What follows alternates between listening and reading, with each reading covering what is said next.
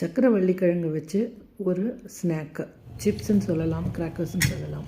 2 சக்கரவள்ளிக்கிழங்கு எடுத்திருக்கேன். இதை வந்து தோலை நம்ம ரிமூவ் பண்ணிக்கலாம். இந்த கருப்பெல்லாம் இல்லாமல் எடுத்து நல்லா க்ளீனாக 2த்தையும் சீவி வச்சுடுங்க. தோலை சீவிடுங்க.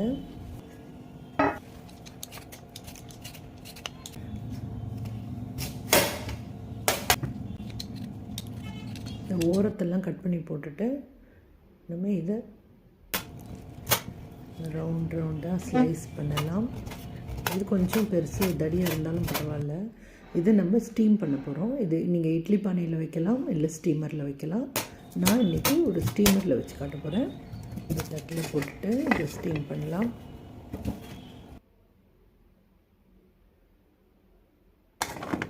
இது வந்து ஒரு 5 to 10 minutes நல்லா கொதிக்க வச்ச பிறகு வச்சிங்கன்னா மூடிடுங்க. மூடிட்டு அப்படியே விடுங்க. நல்ல மஞ்சள் நிறத்துக்கு மாறிடும். உள்ளே எதுவுமே வெள்ளையாக இருக்காது. அப்படியும் சந்தேகம் இருந்ததுன்னா ஒரு குச்சியை வச்சு அழுத்தி பாருங்கள், டூத்பிக்கை வச்சு அழுத்தி பாருங்கள். சீக்கிரம் வெந்துடும். இது இந்த சூட்டோடையே நம்ம வேறு ஒரு பவுலுக்கு மாற்றிடுவோம். இதை வந்து நல்லா ஒரு மேஷரை வச்சு நல்லா மேஷ் பண்ணிடுவாங்க. கட்டி இல்லாமல் சூடோடு பண்ணும்போது ரொம்ப ஈஸியாகிடும். இது மேஷ் பண்ணிவிட்டு சின்ன சின்ன கட்டிகள் இருந்தாலும் எடுத்துருங்க. இப்போ இதில் வந்து ஒரு 30 கிராம் பட்டர், அன்சால்டட் பட்டர் நம்ம சேர்க்குறோம். இது அந்த சூட்லேயே கூட ரொம்ப ஈஸியாக கரைஞ்சி நல்லா எல்லாம் மிக்ஸ் ஆகிடும். இது உங்களுக்கு சூடாக இருக்கிறதுனால கொஞ்சம் நேரம் கரண்டி வைக்கிறோம். கொஞ்சம் ஆறின பிறகு நம்ம கை வச்சே கூட கலந்துக்கலாம். இப்போ இதில் வந்து ஜாகரி, நம்ம வெல்லத்தூள், அது வந்து 3லேருந்து 4 ஸ்பூன் வரைக்கும் போடலாம். நான் இன்றைக்கி இது ஒரு எக்ஸ்பெரிமெண்ட்டாக தான் ஒரு நாட்டு சர்க்கரையை போட்டு பார்க்குறேன்.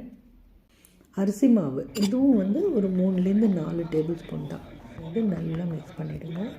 ஆறி போச்சு, நான் கையிலேயே எடுத்துக்கிறேன். நல்லா சாஃப்ட்டு டவ்வாக கலந்தாச்சு. இதில் வந்து நீங்கள் எள்ளு இல்லைன்னா சீரகம், உங்களுக்கு எது பிடிக்கோ அது போட்டுக்கலாம். அதை போட்டு நல்லா மிக்ஸ் பண்ணிவிடுங்க. இப்போ ஒரு ட்ரேயில் ஒரு பட்டர் பேப்பரை வச்சுட்டு ஒரு ரவுண்டாக பண்ணி வச்சுக்கிட்டிங்கன்னா ஒரு பால் சைஸ்க்கு வச்சுட்டு இதே மாதிரி ஒரு சின்ன பட்டர் பேப்பரை கட் பண்ணி வச்சு அது மேலே ஒரு அழுத்தம் கொடுத்திங்கன்னா இப்படி வந்துடும். நான் ஒரு டபராவை யூஸ் பண்ணிக்கிறேன்.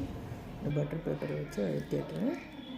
இது ஒரே மாதிரி வர்றதுக்கு இது ஈஸியாக இருக்கும். இதெல்லாம் பண்ணியாச்சு. இது நான் 20 minutes வைக்கிறேன். 50ல் ஆயிடுச்சு. இது வந்து கொஞ்சம் ஆறட்டும், நம்ம எடுத்துடலாம்.